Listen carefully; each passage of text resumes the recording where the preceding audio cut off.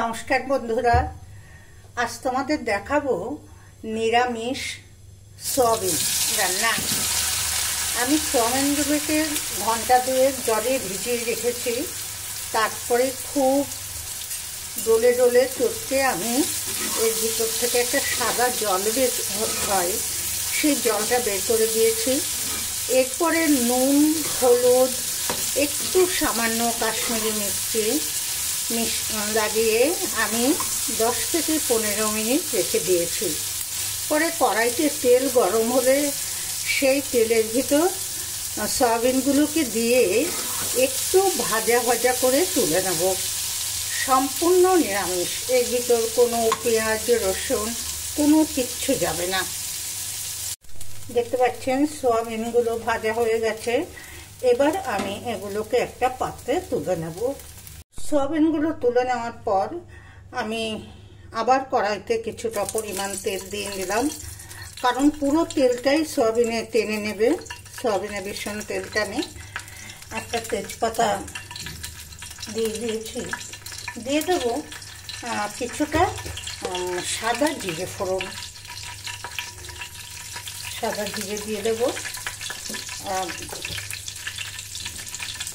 দিয়ে দেবো কয়েক দু টুকরো লবঙ্গ, গোলমরিচ,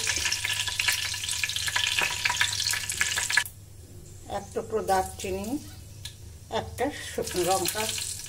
এবার একটু এটাকে নাড়িয়ে চাড়িয়ে নেব। এবার দিয়ে দেব একটা টমেটো। বেশি ফ্লেমটাকে সামান্য কমিয়ে নিয়ে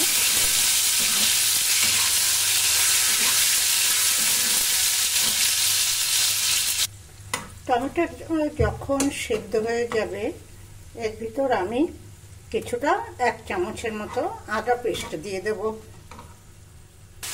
আদা পেস্টটাকে সামান্য নাড়িয়ে দিয়ে দেবো এবার মশলা বাটি। নুন,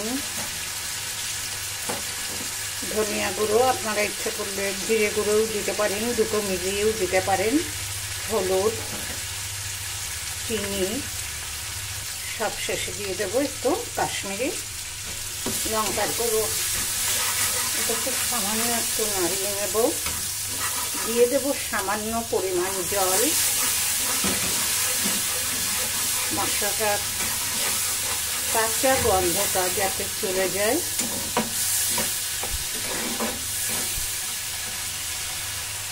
এবার দিয়ে দেবো আগে থাকতে ভেজে রাখা সয়াবিনগুলো।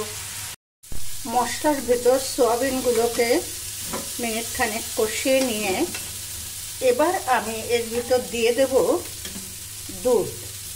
রান্নাটা সম্পূর্ণ করতে হবে দুধে। দিয়ে দেব দুধ। এবার এটাকে ঢাকা দিয়ে দেব। কাঁচা লঙ্কা দিতে ভুলে গেছিলাম, কাঁচা লঙ্কাটা দিয়ে দেব। ফিরে আসলাম মিনিট 5 পরে। সম্পূর্ণ রান্নাটা কিন্তু একদম গ্যাসটা লো করে দিয়ে করতে হবে, কারণ আমি সয়াবিনগুলোকে গরম জল বা প্রেসারে দিয়ে কোনো হুইসেল দিয়ে নিইনি। আমার সয়াবিনটা সেদ্ধ হওয়ার জন্য আমাকে এটাকে গ্যাসটা একদম লো করে দিতে হবে এবং দুধের পরিমাণটা একটু বেশি দিতে হবে। আপনারা দুধ আর জল মিলিয়েও নিতে পারেন। দেখুন হয়ে গেছে। এই অবস্থায় নামালে পুরো গ্রেভিটা টেনে নেবে।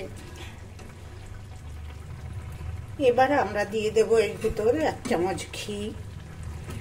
নিরামিষ রান্নায় একটু ঘি, গরম মশলা দিলে খেতে টেস্ট আসে। একটু ঘি দেব এবং একটু গরম মশলা দেব। দিয়ে নাড়িয়ে এটাকে নামিয়ে নেব।